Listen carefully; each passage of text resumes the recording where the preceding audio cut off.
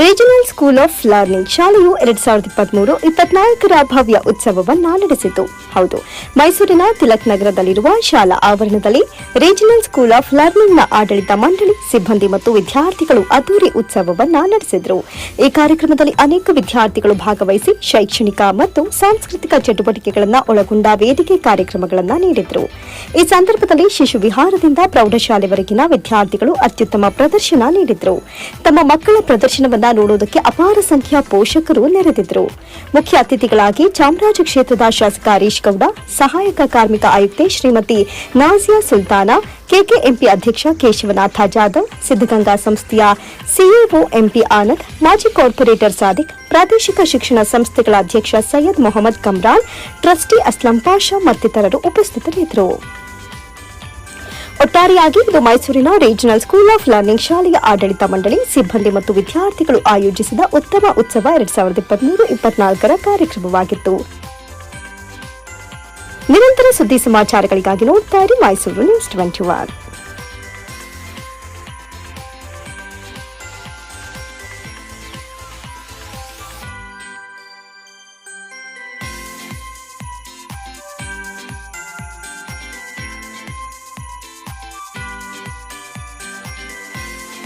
ಮಿಲನ್ ಸಲಾಂ. ಮೊದಲನೇದಾಗಿ ಈ ಒಂದು ವಾರ್ಷಿಕೋತ್ಸವ ಅಥವಾ ಉತ್ಸವದ ಒಂದು ಸಡಗರದಲ್ಲಿ ತಾವೆಲ್ಲರೂ ಇದ್ದೀರಿ.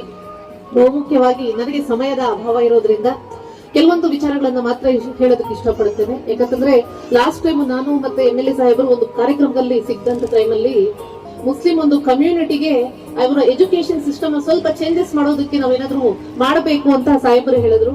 ಅವರ ಒಂದು ಮಾತನ್ನ ನಾವೆಲ್ಲರೂ ಗಮನದಲ್ಲಿ ಇಟ್ಕೊಳ್ಬೇಕಾಗತ್ತೆ. ಅದ್ರ ಜೊತೆಗೆ ಎಜುಕೇಶನ್ ನ ಮಹತ್ವದ ಬಗ್ಗೆ ತಾವೆಲ್ಲರೂ ತಿಳ್ಕೊಳ್ಬೇಕಾಗತ್ತೆ. ಬಹಳಷ್ಟು ಜನ ಇಲ್ಲಿ ತಂದೆ ತಾಯಂದ್ರು ಕುತ್ಕೊಂಡಿದ್ದೀರಿ, ತಾಯಂದ್ರು ಬಂದಿದ್ದೀರಿ ಅನ್ನೋದು ಬಹಳ ಖುಷಿ ವಿಚಾರ. ಯಾಕಂತಂದ್ರೆ ಇವತ್ತಿನ ಒಂದು ಪರಿಸ್ಥಿತಿಯಲ್ಲಿ ಯಾವುದೇ ಒಂದು ಸಮಸ್ಯೆಯಿಂದ ನಿಮ್ಮನ್ನ ನೀವು ಹೊರಗಡೆ ಹಾಕ್ಬೇಕು ಅಂತಂದ್ರೆ ಎಜುಕೇಶನ್ ಅನ್ನೋದನ್ನ ಮಾತ್ರ ನಿಮಗೆ ಒಂದು ದಾರಿ ತೋರಿಸುವಂತಹ ಒಂದು ದಾರಿ ದೀಪವಾಗುತ್ತೆ. ಅದರಿಂದ ಪ್ರತಿಯೊಬ್ರು ಒಂದು ಎಜುಕೇಶನ್ ನ ಮಹತ್ವ ಅರಿಯುವಂತಹದನ್ನ ಮಾಡಬೇಕಾಗತ್ತೆ. ಅದ್ರ ಜೊತೆಗೆ ಮಕ್ಕಳಿಗೆ ಉತ್ತಮವಾದಂತಹ ಒಂದು ಎಜುಕೇಶನ್ ನ ಕೊಡಿಸೋದಕ್ಕೆ ತಾವೆಲ್ಲರೂ ಪ್ರಯತ್ನ ಮಾಡಬೇಕಾಗತ್ತೆ. ಯಾಕಂತಂದ್ರೆ ಎಜುಕೇಶನ್ ಒಂದೇ ಘಟ್ಟ ನಿಮ್ಮ ಒಂದು ಪರಿಸ್ಥಿತಿಗಳನ್ನ ಬೇರೆಡೆ ಕರ್ಕೊಂಡು ಹೋಗೋದಕ್ಕೆ ಸಾಧ್ಯ ಆಗುತ್ತೆ, ನಿಮ್ಮನ್ನ ಆ ಪರಿಸ್ಥಿತಿಗಳಿಂದ ಹೊರಗಡೆ ಹಾಕೋದಕ್ಕೆ ಸಾಧ್ಯ ಆಗುತ್ತೆ. ಆ ನಿಟ್ಟಿನಲ್ಲಿ ನಾನು ಸಹ ಒಂದು ಉರ್ದು ಮಾಧ್ಯಮ ಶಾಲೆಯಲ್ಲಿ ಓದಿ ಇವತ್ತು ನಿಮ್ಮ ಮುಂದೆ ನಿಂತ್ಕೊಳ್ಳೋದಕ್ಕೆ ಸಾಧ್ಯ ಆಗಿದ್ದು ಯಾವುದರಿಂದ ಅಂತಂದಾಗ ರುಚಿ ಇರಬೇಕು, ಆಸಕ್ತಿ ಇರಬೇಕು ಕಲಿಯೋದಕ್ಕೆ. ಯಾರೋ ಫೋರ್ಸ್ ಮಾಡ್ತಾ ಇದ್ದಾರೆ ಅಥವಾ ನಮಗ ಏನೋ ಒಂದು ಜೀವನದಲ್ಲಿ ಮಾಡ್ಕೊಳ್ಬೇಕು ಅನ್ನೋ ಆಸಕ್ತಿ ಇಲ್ದಿರೋ ಕಾರಣ ಅಲ್ಲೇ ಇರುವಂತದನ್ನ ನಾವು ನೋಡ್ತಾ ಇರ್ತೀವಿ. ಆದ್ರೆ ರುಚಿ, ನಮ್ಮೇಲೆ ನಮ್ಗೆ ಕಾನ್ಫಿಡೆನ್ಸ್ ಆಗಿರ್ಬೋದು, ತಂದೆ ತಾಯಿಯಂದ್ರ ಒಂದು ನಮ್ಮೇಲೆ ಇರುವಂತಹ ಒಂದು ನಂಬಿಕೆ ಆಗಿರ್ಬೋದು, ಅವೆಲ್ಲವನ್ನ ಉಳಿಸ್ಕೊಂಡಂದಾಗ ಮಾತ್ರ ನಾವೇನಾದ್ರೂ ಒಂದು ಸಾಧನೆ ಮಾಡಕ್ಕಾಗತ್ತೆ. ಉರ್ದು ಮಾಧ್ಯಮ ಶಾಲೆಯಲ್ಲಿ ಓದುವಂತಹ ವಿದ್ಯಾರ್ಥಿನೇ ಇವತ್ತು ಇಷ್ಟರ ಮಟ್ಟಿಗೆ ಒಂದು ವಿದ್ಯಾಭ್ಯಾಸವನ್ನ ಪಡ್ಕೊಂಡು ನಿಮ್ಮ ಮುಂದೆ ಒಂದು ಆಫೀಸರ್ ಆಗಿ ನಿಂತಿದ್ದಾರೆ ಅಂತಂದಾಗ ಕನ್ನಡ ಮಾಧ್ಯಮ, ಇಂಗ್ಲಿಷ್ ಮಾಧ್ಯಮ ಶಾಲೆಗಳಲ್ಲಿ ಓದುವಂತಹ ನಿಮ್ಮ ಮಕ್ಕಳು ಯಾಕೆ ಮುಂದೆ ದೊಡ್ಡ ದೊಡ್ಡ ಅಧಿಕಾರಿಗಳಾಗಬಾರದು ಅನ್ನೋದು ಒಂದು ವಿಚಾರ. ಹೆಚ್ಚಿನ ರೀತಿಯಲ್ಲಿ ಮಕ್ಕಳನ್ನ ಓದಿಸುವಂತಹ ಜವಾಬ್ದಾರಿ ತಾವೆಲ್ಲರೂ ಇಟ್ಕೊಳ್ಬೇಕಾಗತ್ತೆ. ಓದಿರುವಂತಹ ಮಗುವನ್ನ 10ನೇ ತರಗತಿಗೆ ನಿಲ್ಲಿಸುವಂತದ್ದು, 12th ಪಾಸ್ ಆಗಿದ ತಕ್ಷಣ ಮದುವೆ ಮಾಡುವಂತದ್ದು, ಒಂದು ಚೈಲ್ಡ್ ಮ್ಯಾರೇಜ್ ಆಗುವಂತದ್ದನ್ನ ನಾವು ನೋಡ್ತಾ ಇರ್ತೀವಿ. ಆದ್ರೆ ಅದಕ್ಕೆ ಯಾವುದಕ್ಕೂ ಸಹ ಆಸ್ಪದ ನೀಡದೆ ತಾವೆಲ್ಲರೂ ಹೆಚ್ಚಿನ ರೀತಿಯಲ್ಲಿ ಮಕ್ಕಳಿಗೆ ವಿದ್ಯಾಭ್ಯಾಸವನ್ನ ಕೊಡಿಸುವಂತದ್ದು ಬಹಳ ಮುಖ್ಯ ಇದೆ. ಬಹಳ ಸೂಕ್ಷ್ಮವಾಗಿ ಹೇಳ್ತಾ ಇದ್ದೀನಿ ನಾನು. ಹೆಚ್ಚಿನ ರೀತಿಯಲ್ಲಿ ವಿದ್ಯಾಭ್ಯಾಸ ಒಂದೇ ನಿಮ್ಮ ಒಂದು ಪರಿಸ್ಥಿತಿಗಳನ್ನ ಚೇಂಜ್ ಮಾಡೋದಕ್ಕೆ ಸಾಧ್ಯ ಆಗುತ್ತೆ. ಆ ಒಂದು ಪ್ರೋಗ್ರಾಮ್ ಅಲ್ಲಿ ನಾವು ಸಿಕ್ಕಿದಾಗ ಕೇವಲ ಒಂದೇ ನಾವು ಪ್ರೋಗ್ರಾಮ್ ಅಲ್ಲಿ ಜಾಯಿಂಟ್ ಆಗಿ ಸಿಗಿರುವಂತದ್ದು. ಆ ಒಂದು ಪ್ರೋಗ್ರಾಮ್ ಅಲ್ಲೂ ಸಹ ಬಹಳಷ್ಟು ವಿಚಾರವನ್ನ ಇಟ್ಕೊಂಡು ನಮ್ಮ MLA ಸಾಹೇಬ್ರ ಮಾತನ್ನ ಹೇಳಿದ್ರು. ಅವರ ಮಾತಿಗೆ ತಾವೆಲ್ಲರೂ ಗೌರವ ಸಲ್ಲಿಸದೆ ಆದ್ರೆ ಹೆಚ್ಚಿನ ರೀತಿಯಲ್ಲಿ ವಿದ್ಯಾಭ್ಯಾಸವನ್ನ ಪಡಿಬೇಕು, ಒಂದು ಉತ್ತಮ ನಾಗರಿಕರಾಗಿ ಮಕ್ಕಳನ್ನ ಬೆಳೆಸಬೇಕು. ಈ ಸಮಾಜದಲ್ಲಿ ನೀವು ಲಯಬಿಲಿಟಿ ಅನ್ನೋದಕ್ಕಿಂತ ಅಸೆಟ್ ಆಗಿ ಪರಿವರ್ತನೆ ಮಾಡೋದಕ್ಕೆ ಪ್ರಯತ್ನ ಅಂತ ಈ ಸಂದರ್ಭದಲ್ಲಿ ಕೇಳ್ಕೊಳ್ಳೋದಕ್ಕೆ ಇಷ್ಟಪಡ್ತೇನೆ. ಯಾಕಂತಂದ್ರೆ ಕಮ್ಯುನಿಟಿಲಿ ಹೆಚ್ಚಿನ ರೀತಿಯಲ್ಲಿ ಜನಸಂಖ್ಯೆ ಇದ್ರೂ ಸಹ ಕಾಂಟ್ರಿಬ್ಯೂಷನ್ ಏನಿದೆ ಸಮಾಜಕ್ಕೆ ಅನ್ನೋದು ಬಹಳ ಮುಖ್ಯ ಆಗುತ್ತೆ. ಬಹಳ ಹರ್ಟ್ಫುಲ್ ಆಗುವಂತಹ ಇದು ಶಬ್ದ ಆಗಿರ್ಬೋದು, ಆದ್ರೂ ಸಹ ಸಮಾಜದಲ್ಲಿ ನಾವೆಲ್ಲರೂ ಇಷ್ಟು ಜನಸಂಖ್ಯೆ ಇದ್ದೀವಿ, ನಮಗಿಂದ ಆಗ್ತಕ್ಕಂತಹ ಒಂದು ಕಾಂಟ್ರಿಬ್ಯೂಷನ್ ಏನಿದೆ ದೇಶದ ಪ್ರಗತಿಗೆ, ಈ ಒಂದು ಕಮ್ಯುನಿಟಿಯಿಂದ ಬರ್ತಕ್ಕಂಥ ಒಂದು ಗೌರವ ಯಾವ ರೀತಿ ಇದೆ, ಅದರ ಕಲ್ಚರಲ್ ಕಾಂಟ್ರಿಬ್ಯೂಷನ್ಸ್ ಆಗಿರ್ಬೋದು, ಎಜುಕೇಶನಲ್ ಕಾಂಟ್ರಿಬ್ಯೂಷನ್ಸ್ ಆಗಿರ್ಬೋದು, ಎಕನಾಮಿಕಲಿ ಕಾಂಟ್ರಿಬ್ಯೂಷನ್ಸ್ ಆಗಿರ್ಬೋದು, ಪೊಲಿಟಿಕಲಿ, ಸೋಷಿಯಲಿ, ಸೊ ಎಲ್ಲಾ ತರದ ಒಂದು ಕಾಂಟ್ರಿಬ್ಯೂಷನ್ಸ್ ಮಾಡೋದ್ರಲ್ಲಿ ಇವರ ಒಂದು ಕಮ್ಯುನಿಟಿಯ ಒಂದು ಪಾತ್ರ ಏನಿದೆ ಅನ್ನೋದನ್ನ ಯಾರೋ ನಾವು ಬಂದು ಇಲ್ಲಿ ಭಾಷಣ ಮಾಡುವಂತ ಟೈಮಲ್ಲಿ ತಿಳ್ಕೊಳ್ಳೋದಲ್ಲ. ನಿಮಗಳಿಗೆ ಅನ್ಸ್ಬೇಕು, ಇಷ್ಟು ಜನಸಂಖ್ಯೆ ನಾವು ಇದೀವಲ್ಲ, ನಮ್ಮಿಂದ ದೇಶದ ಅಭಿವೃದ್ಧಿಗೆ ಯಾವ ರೀತಿಯ ಪಾತ್ರವನ್ನ ನಾವು ವಹಿಸ್ತಾ ಇದೀವಿ, ಈ ನಾಡಿನ ಅಭಿವೃದ್ಧಿಗೆ ಎಷ್ಟು ಪಾತ್ರವನ್ನ ನಾವು ವಹಿಸ್ತಾ ಇದೀವಿ. ಇನ್ನೊಂದು ವಿಚಾರ ಏನು ಅಂತಂದ್ರೆ, ಭಾಷೆಯನ್ನು ಸಹ ಆಸಕ್ತಿಯಿಂದ ಕಲ್ತ್ಕೊಳ್ದೇ ಇರತಕ್ಕಂಥದ್ದು. ಈಗ ಎಷ್ಟು ಜನ ನೀವು ಕನ್ನಡ ಭಾಷೆಯನ್ನ ಮಾತನಾಡುವಂತವ್ರು ಇದ್ದೀರಿ? ಭಾಷೆ ಅನ್ನೋದು ನಮ್ಮ ಜ್ಞಾನವನ್ನ ಬೆಳೆಸುವಂತದ್ದು, ಯಾವುದೋ ಒಂದು ಸಮಾಜಕ್ಕೆ, ಯಾವುದೋ ಒಂದು ರಿಲಿಜನ್ಗೆ ಕೊಟ್ಟಿರುವಂತದ್ದಲ್ಲ. ಒಂದು ನಾಡಿನಲ್ಲಿ ನಾವು ಇವತ್ತು ತಮಿಳುನಾಡಲ್ಲಿ ನೋಡುವಂತ ಸಂದರ್ಭದಲ್ಲಿ ನಾವು ಪ್ರತಿಯೊಂದು ಸಮಾಜಕ್ಕೆ ಬರುವಂತ ಜನರು ಸಹ ತಮಿಳ್ ಬಹಳಷ್ಟು ಸ್ಪಷ್ಟವಾಗಿ ಮಾತನಾಡುವಂತದ್ದು ನಾವು ನೋಡ್ತೀವಿ. ಅಲ್ಲಿನ ಮಣ್ಣ ಕೆಲಸಗಳು ಇರುವಂತದ್ದಾಗಿರ್ಬೋದು ಅಥವಾ ಅವ್ರಿಗಿರುವಂತಹ ಗೌರವ ಭಾಷೆಯ ಮೇಲೆ ಇರುವುದಂತನ್ನ ನಾವು ನೋಡ್ತೀವಿ. ಇಲ್ಲಿ ನಾವು ಫೋರ್ಸ್ಫುಲ್ ಆಗಿ ಒಬ್ಬರಿಗೆ ಹೇಳಬೇಕು ಅಂತ ಒಂದು ಪರಿಸ್ಥಿತಿ ಬಂದ್ಬಿಟ್ಟಿದೆ. ಅದರಿಂದ ಹೆಚ್ಚಿನ ರೀತಿಯಲ್ಲಿ ಭಾಷೆಗೆ ಯಾವುದೇ ರೀತಿಯಾದ ಧರ್ಮ ಜಾತಿಗಳನ್ನ ಕಡದೆ ಭಾಷೆಯನ್ನ ತಿಳ್ಕೊಳ್ಳೋದಕ್ಕೆ, ಕನ್ನಡವನ್ನ ಉಳಿಸೋದಕ್ಕೆ, ನಾಡಿಗೆ ಕಾಂಟ್ರಿಬ್ಯೂಷನ್ ಮಾಡೋದಕ್ಕೆ ಇಷ್ಟು ಜನಸಂಖ್ಯೆ ಏನಿದೀವಿ ನಾವು ಪ್ರಯತ್ನಗಳನ್ನ ಮಾಡ್ಬೇಕಾಗತ್ತೆ. ಅದು ಯಾವುದರಿಂದ ಸಾಧ್ಯ ಆಗತ್ತೆ? ಉತ್ತಮವಾದಂತಹ ಒಂದು ಎಜುಕೇಶನ್ ಇಂದ ಮಾತ್ರ ಸಾಧ್ಯ ಆಗತ್ತೆ. ಉತ್ತಮವಾದಂತಹ ಬೆಳವಣಿಗೆ, ಅದ್ರ ಜೊತೆಗೆ ನಮ್ಮ ಸಾಂಸ್ಕೃತಿಕ ಕಲ್ಚರ್ಗಳನ್ನ ಉಳಿಸ್ಕೊಂಡು ದೇಶ ಪ್ರಗತಿಗೆ ನಾವೆಲ್ಲರೂ ನಾಂದಿಯನ್ನ ಹಾಡಬೇಕು ಅಂತ ಹೇಳ್ತಾ, ಶಿವಶರಣರು ಹೋರಾಡಿರ್ತಕ್ಕಂಥ ಒಂದು ಪ್ರದೇಶದಲ್ಲಿ ನಾವಿರುವಂತದ್ದು. ಕರ್ನಾಟಕ ಬಹಳಷ್ಟು ವಿಶಿಷ್ಟವಾದಂತಹ ಒಂದು ಪ್ರದೇಶ. ಅಂತ ಪ್ರದೇಶದಲ್ಲಿ ನಾವು ಜನ್ಮ ತಾಳಿದೀವಿ ಅಥವಾ ಇಲ್ಲಿ ಹುಟ್ಟಿದೀವಿ ಅಂತಂದ್ರೆ ಈ ನಾಡಿಗೆ ನಮ್ಮ ಕಾಂಟ್ರಿಬ್ಯೂಷನ್ಸ್ ಏನು ಅನ್ನೋದನ್ನ ನಾವೆಲ್ಲರೂ ಅರ್ಥಕೊಳ್ಬೇಕಾಗತ್ತೆ. ಹುಟ್ಟಿದೀವಿ, ಬದುಕಿದೀವಿ, ಮಕ್ಕಳಾಗಿದೆ ಇಷ್ಟೊಂದು ಜನ, ಅಥವಾ ಸಮಾಜಕ್ಕೆ ಬದುಕಿದೀವಿ, ಸತ್ತಿದೀವಿ ಅಂತಂದ್ರೆ ಆಗಲ್ಲ. ಇಲ್ಲಿ ಹುಟ್ಟಿದ ನಂತರ ಏನ್ contribution as A citizen of this country ನಾವು ಏನ್ ಕಾಂಟ್ರಿಬ್ಯೂಷನ್ ಮಾಡ್ತಾ ಇದೀವಿ, ಎಷ್ಟರ ಮಟ್ಟಿಗೆ ದೇಶದ ಅಭಿವೃದ್ಧಿಗೆ ನಾಂದಿಯನ್ನ ಹಾಡ್ತಾ ಇದೀವಿ, ನಮ್ದು ಏನ್ ಕಾಂಟ್ರಿಬ್ಯೂಷನ್ ಇದೆ ಅನ್ನೋ ಒಂದು ಪ್ರಶ್ನೆಯನ್ನ ನೀವುಗಳೇ ಹಾಕೊಳ್ಬೇಕಾಗತ್ತೆ. ಯಾವುದೇ ವಯಸ್ಸಿಗೆ ಸಂಬಂಧಪಟ್ಟಂತೆ ಇಲ್ಲ ಕಾಂಟ್ರಿಬ್ಯೂಷನ್. ಪ್ರತಿಯೊಂದು ವಯಸ್ಸಿನ ಸಣ್ಣ ಹುಟ್ಟಿದ ಮಗುವಿಂದ ಹಿಡಿದು ನಾವು ವಯಸ್ಸಾಗಿ ಸಾಯುವಂತಹ ಒಂದು ಸ್ಥಿತಿಗೂ ಸಹ ನಮ್ಮದೇ ಆದಂತಹ ಒಂದು ಪಾಲಿದೆ ಸಮಾಜದಲ್ಲಿ. ನಮ್ಮದೇ ಆದಂತಹ ಒಂದು ಕಾಂಟ್ರಿಬ್ಯೂಷನ್ಸ್ ಅನ್ನ ಮಾಡಬೇಕಾಗಿರುವಂತಹ ಕರ್ತವ್ಯ ನಮ್ಮೆಲ್ಲರ ಮೇಲೆ ಇದೆ. ಮತ್ತೊಂದು ವಿಚಾರ, ನಾವು ರೈಟ್ಸ್ಗೋಸ್ಕರ ಎಷ್ಟು ಹೋರಾಟಗಳನ್ನ ಮಾಡ್ತಾ ಇರುವಂತದನ್ನ ನೋಡ್ತಾ ಇದ್ದೀವಿ.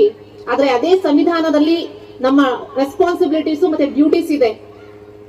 ಸಂವಿಧಾನವನ್ನ ರೆಸ್ಪೆಕ್ಟ್ ಮಾಡುವಂತದ್ದು, ಕಲ್ಚರ್ಸ್ ಅನ್ನ ರೆಸ್ಪೆಕ್ಟ್ ಮಾಡುವಂತದ್ದು, ಅಲ್ಲಿರುವಂತಹ ಒಂದು ಭಾಷೆಗಳಿಗೆ ರೆಸ್ಪೆಕ್ಟ್ ಮಾಡುವಂತದ್ದು ನಮ್ಮೆಲ್ಲರ ಜವಾಬ್ದಾರಿ ಆಗುತ್ತೆ. ಆ ಜವಾಬ್ದಾರಿಗಳನ್ನ ಮರೆತೋಗಿ, ಆ ಡ್ಯೂಟೀಸ್ ಅನ್ನ ಮರೆತೋಗಿ ಕೇವಲ we will ask for rights. Right ಕೇಳೋಕ್ ಮುಂಚೆ ನಿಮ್ ಜವಾಬ್ದಾರಿಗಳೇನಿದೆ ಅನ್ನೋದು ಸಹ ನೀವೆಲ್ಲರೂ ತಿಳ್ಕೊಳ್ಬೇಕಾಗತ್ತೆ, ಅರ್ಥಕೊಳ್ಬೇಕಾಗತ್ತೆ. ಆದ್ರಿಂದ ವಿಚಾರಗಳನ್ನ ಬಹಳಷ್ಟು ಗಂಭೀರವಾಗಿ ತೆಗೆದುಕೊಂಡು ಮಕ್ಕಳಿಗೆ ಹೆಚ್ಚಿನ ರೀತಿಯಲ್ಲಿ ವಿದ್ಯಾಭ್ಯಾಸವನ್ನು ಕೊಡಿಸೋದಕ್ಕೆ ಪ್ರಯತ್ನ ಮಾಡಿ. ಇಂಟರ್ನಲಿ ಕಲ್ಚರ್ಸ್ ಎಷ್ಟೇ ಇದ್ರೂ ಸಹ ಸಮಾಜದಲ್ಲಿ ಎಲ್ಲರನ್ನೂ ಒಟ್ಟುಗೂಡಿಸ್ಕೊಂಡು ಇರುವಂತಹ ಒಂದು ಸದೃಢ ಸಮಾಜವನ್ನ ಸೃಷ್ಟಿ ಮಾಡೋದಕ್ಕೆ ತಾವೆಲ್ಲರೂ ಕಾಂಟ್ರಿಬ್ಯೂಟ್ ಮಾಡಿ ಅಂತ ಈ ಸಂದರ್ಭದಲ್ಲಿ ಹೇಳ್ತಾ, ಒಳ್ಳೆ ಸೀರಿಯಸ್ ಆಗಿ ಬಹಳಷ್ಟು ಕೇಳಿಸ್ಕೊಡ್ತಾ ಇದೀರಿ. ಬಟ್ ಇರುವಂತಹ ವಿಚಾರಗಳನ್ನ ಮಾತ್ರ ನಾನು ಹಂಚ್ಕೊಳ್ತಾ ಇದ್ದೀನಿ. ಸಮಯದ ಅಭಾವ ಇರೋದ್ರಿಂದ ಇಷ್ಟೇ ಇವತ್ತಿನ ಒಂದು ಪರಿಸ್ಥಿತಿಗೆ ಮಾತನಾಡೋದಕ್ಕಾಗೋದು ಅಂತ ಹೇಳ್ತಾ, ಶ್ರೀ ಗುರು ಬಸವೇಶ್ವರ ಒಂದು ವಚನದ ಮೂಲಕ ನನ್ನ ಮಾತುಗಳನ್ನ ಮುಗಿಸ್ತೀನಿ. ಯಾಕಂದ್ರೆ ಅವರಂದ್ರೆ ನನಗೆ ಬಹಳ ಇಷ್ಟ. ಕಳಬೇಡ ಕೊಲಬೇಡ, ಹುಸಿಯ ನುಡಿಯಲು ಬೇಡ, ಮುನಿಯಬೇಡ, ಅನ್ಯರಿಗೆ ಅಸಹ್ಯ ಪಡಬೇಡ, ತನ್ನ ಬಣ್ಣಿಸಬೇಡ, ಇದಿರಲು ಹಳಿಯಲು ಬೇಡ, ಇದೇ ಅಂತರಂಗ ಶುದ್ಧಿ, ಇದೇ ಬಹಿರಂಗ ಶುದ್ಧಿ ಅಂತ ಸಾಕ್ಷಾತ್ ಜಗಜ್ಯೋತಿ ಬಸವಣ್ಣನವರು 12ನೇ ಶತಮಾನದಲ್ಲಿ ಹೇಳ್ತಾರೆ. ಇದರ ಅರ್ಥ ನೀವು ಉರ್ದು ಭಾಷೆಯಲ್ಲಾದ್ರೂ ನೋಡಿ, ಕನ್ನಡ ಭಾಷೆಯಲ್ಲಾದ್ರೂ ನೋಡಿ, ತಮಿಳು ಭಾಷೆಯಲ್ಲಾದ್ರೂ ನೋಡಿ, ಜೀವನವನ್ನ ಸಾಗಿಸೋದಕ್ಕೆ ಯಾವ ರೀತಿ ಉತ್ತಮ ಮನುಷ್ಯರಾಗಿ ನಾವು ಬಾಳಬೇಕು ಅನ್ನೋದು ಮಾತ್ರ ಸಾರಾಂಶ ಇದೆ. ಸೊ ಅದನ್ನೆಲ್ಲ ತಾವೇ ಅರ್ಥಕೊಳ್ತೀರ ಅಂತ ಭಾವಿಸ್ತಾ ಈ ಸಂದರ್ಭದಲ್ಲಿ ಇಷ್ಟೆಲ್ಲ ಮಾತನಾಡೋದಕ್ಕೆ ಅವಕಾಶ ಮಾಡಿಕೊಟ್ಟು with permission of our MLA sir ನಾನು ಇಲ್ಲಿಂದ ಹೊರಡೋದಕ್ಕೆ ಇಷ್ಟಪಡ್ತೇನೆ. ಧನ್ಯವಾದ. ಜೈ ಹಿಂದ್, ಜೈ ಕನ್ನಡ. ಮುಸಲ್ಮಾನ್ ಮಹಿಳೆಯಾಗಿ ಈ ದೇಶಕ್ಕೆ, ಈ ರಾಜ್ಯಕ್ಕೆ ನನ್ನ ಕೊಡುಗೆ ಇರಬೇಕು, ಮತ್ತೆ ನಮ್ಮ ಸಮಾಜ ಐಕ್ಯತಾ ಮನೋಭಾವದಿಂದ ಇರಬೇಕು, ಸಮೃದ್ಧಿಯಾಗಿರ್ಬೇಕು ನಮ್ಮ ಸಮಾಜ ಅಂತ ಅನ್ನೋದನ್ನ ತುಂಬಾ ಚಿಕ್ಕದಾಗಿ ಚೊಕ್ಕವಾಗಿ ಹೇಳ್ಬಿಟ್ಟು ಹೋದಂತ ನಾಜಿಯಾ ಸುಲ್ತಾನ್ ಅವರೇ, ಹಾಗೇನೆ ವೇದಿಕೆ ಮೇಲೆ ಕೂತಿರುವಂತ ಎಲ್ಲ ಗಣ್ಯಾತಿ ಗಣ್ಯರೇ, ಮುಂದೆ ಕೂತಿರುವಂತ ಎಲ್ಲ ನನ್ನ ಬಂಧು ಭಗಿನಿಯರೇ, ಇವತ್ತು ಹೆಚ್ಚಿನ ಸಂಖ್ಯೆಯಲ್ಲಿ ನಮ್ಮ ಮಕ್ಕಳ ಪೋಷಕರಲ್ಲಿ ತಾಯಂದಿರು ಹೆಚ್ಚು ಸಂಖ್ಯೆಯಲ್ಲಿ ಇವತ್ತು ಬಂದಿದ್ದೀರಾ. ನಾನು ಮತ್ತೆ ನಾಜಿಯಾ ಸುಲ್ತಾನ್ ಮೇಡಮ್ ಮೊನ್ನೆ ಒಂದು ಕಾರ್ಯಕ್ರಮದಲ್ಲಿ ಸಿಕ್ಕಿದ್ವಿ. ಅವರು ಉತ್ತಮವಾದಂತ ಅಧಿಕಾರಿ. ಅವರು ಸ್ವತಃ ಊರು ಅವ್ರದ್ದು ಕೋಲಾರ ಡಿಸ್ಟಿಕ್ ಅವರವರು ಮೇಡಮ್. ಅವರು ನಮ್ಮ ಮೈಸೂರು ನಗರದಲ್ಲಿ ಬಂದು ಇವತ್ತು ಚಿಕ್ಕ ವಯಸ್ಸಿನಲ್ಲೇ KS ಅಧಿಕಾರಿಯಾಗಿ ಅಸಿಸ್ಟೆಂಟ್ ಲೇಬರ್ ಕಮಿಷನರ್ ಆಗಿ ನಮ್ಮ ಮೈಸೂರು ನಗರದಲ್ಲಿ ಅವರು ಸೇವೆಯನ್ನ ಸಲ್ಲಿಸ್ತಾ ಇದ್ದಾರೆ. ಅವರು ನಿಮ್ಗೆ ತುಂಬಾ ಸೊಗಸಾಗಿ ಹೇಳಿದ್ರು. ಇಲ್ಲಿ ಕೂತಿರುವಂತ ತಾಯಂದಿರುಗಳಲ್ಲಿ ನಾನೊಂದು ವಿನಂತಿ ಮಾಡ್ತೀನಿ. ಇದು ನನ್ನ ವೈಯಕ್ತಿಕವಾದ ವಿನಂತಿ ಅನ್ನೋದಕ್ಕಿಂತ ನಿಮ್ಮ ಏಳಿಗೆಗಾಗಿ ನಾನು ನಿಮ್ಗೆ ವಿನಂತಿ ಮಾಡ್ತಾ ಇದ್ದೀನಿ. ನಮ್ಮ ಮುಸಲ್ಮಾನ್ ಸಮುದಾಯ ಸಮೃದ್ಧವಾಗಿರ್ಬೇಕು, ಶಕ್ತಿಯುತವಾಗಿರ್ಬೇಕು, ಮತ್ತೆ ಎಲ್ಲಾ ವಿಚಾರದಲ್ಲೂ ಅವರು ಭಾರಿ ಬುದ್ಧಿವಂತರಾಗಿರ್ಬೇಕು. ಮತ್ತೆ ಈ ಸಮಾಜದಲ್ಲಿ ಇದು ಶಕ್ತಿಯುತವಾಗಿರುವಂತಹ ಸಮುದಾಯ ಕಣ ಅಂತ ಅನ್ನೋದನ್ನ ಗುರುತಿಸ್ಬೇಕು ಅಂತ ನನ್ನ ಮನದಾಳದ ಮಾತನ್ನ ಇವತ್ತು ನಾನು ಹೇಳಲೇಬೇಕು. ಏಕೆಂದ್ರೆ ಹೆಚ್ಚಿನ ಸಂಖ್ಯೆಯಲ್ಲಿ ತಾಯಂದಿರು ಇರೋದ್ರಿಂದ ನಮ್ಮಲ್ಲಿ ಒಂದು ವಿಚಾರ ಹೇಳ್ತಾರೆ, ಒಂದು ಹೊತ್ತು ಒಂದು ಟೈಮು ದಿನದಲ್ಲಿ ಒಂದು ಟೈಮ್ ಊಟ ಮಾಡದೇ ಇದ್ರೂ ಪರವಾಗಿಲ್ಲ, ಮಕ್ಕಳಿಗೆ ಎಜುಕೇಶನ್ ಕೊಡಿಸಿ ಅಂತ, ವಿದ್ಯಾಭ್ಯಾಸವನ್ನ ಕೊಡಿಸಿ ಅಂತ. ನಿಮ್ಗೆಲ್ರಿಗೂ ನಿಮ್ಮ ಕಾಲಿಗೆ ನಮಸ್ಕಾರ ಮಾಡಿ ಹೇಳ್ತೀನಿ ನಾನು. ನೀವೆಲ್ಲ ನಿಮ್ಮ ಮಕ್ಕಳುಗಳಿಗೆ ವಿದ್ಯಾಭ್ಯಾಸಕ್ಕೆ ಹೆಚ್ಚು ಒತ್ತು ಕೊಡಿ, ವಿದ್ಯಾಭ್ಯಾಸವನ್ನ ಕೊಡಿಸಿ. ಈ ದೇಶದಲ್ಲಿ ಮುಸಲ್ಮಾನರ ಜನಸಂಖ್ಯೆ ಎಷ್ಟೈತೆ ಅಂತ ನಿಮಗ್ ಗೊತ್ತಿಲ್ಲ. ಇವತ್ತೇನು ತಾರತಮ್ಯ ನಡೀತಾ ಐತೆ ಈ ರಾಜಕೀಯ ವಿಚಾರದಲ್ಲಿ, ಅದೆಲ್ಲವನ್ನು ದೂರ ಹೋಗ್ಬೇಕು. ಅದೆಲ್ಲವನ್ನು ಯಾವುದೇ ವಿವಾದಾತ್ಮಕವಾಗಿ ಇರಬಾರ್ದು ಅಂತಂದ್ರೆ ನಮ್ಮಲ್ಲಿ ಎಜುಕೇಶನ್ಗೆ ಜಾಸ್ತಿ ಒತ್ತು ಕೊಟ್ಟರೆ ನಮ್ಮ ಮುಂದಿನ ಪೀಳಿಗೆ, ನೆಕ್ಸ್ಟ್ ಜನರೇಷನ್ 100ಕ್ಕೆ 100 ಈ ಸಮಾಜದಲ್ಲಿ ಸಮೃದ್ಧಿಯಾಗಿರುವಂತ ವ್ಯವಸ್ಥೆ ಆಗುತ್ತೆ. ಇವತ್ತೇನು ತಾರತಮ್ಯಗಳು ನಡೀತಾ ಇದೆ ಅದೆಲ್ಲವೂ ದೂರ ಆಗುತ್ತೆ. ಸಾಮಾನ್ಯವಾಗಿ ನಾನು ಮುಸಲ್ಮಾನ್ ಅಧಿಕಾರಿಗಳನ್ನ ಸುಮಾರು ಜನ ನೋಡಿದ್ದೀನಿ. ಅತೀಕ್ ಸಾಹೇಬ್ರು ಅಂತ ಒಬ್ರು ಇದ್ದಾರೆ. ನಾನು MLA ಆದ್ಮೇಲೆ, MLA ಆಗಕ್ ಮುಂಚೆಯಿಂದ ನನಗೊಂದು ಪರಿಚಯ, MLA ಆದ್ಮೇಲೆ ಇನ್ನೂ ಹತ್ರ ಆದ್ರು. ನಿಮ್ಗೆಲ್ರಿಗೂ ಗೊತ್ತಿರ್ಲಿ, ಅತೀಕ್ ಸಾಹೇಬ್ರು ಒಬ್ರು ಮುಸಲ್ಮಾನರು. ಈ ನಮ್ಮ ರಾಜ್ಯದ ಫೈನಾನ್ಷಿಯಲ್ ಮ್ಯಾಟರ್ನ, ಆರ್ಥಿಕ ಪರಿಸ್ಥಿತಿನ ನೋಡುವಂತವ್ರು ಅವರು. ಅದು ಮುಸ್ಲಿಂ ಸಮುದಾಯದವರು ಅಂತಂದ್ರೆ ನಿಮ್ಗೆ ಹೆಮ್ಮೆ ಆಗ್ಬೇಕು. ನಾವು ಅವ್ರ ತರ ಆಗ್ಬೇಕು ಅಂತ ಅನ್ನೋದನ್ನ ನಾವು ಯೋಚನೆ ಮಾಡಬೇಕು.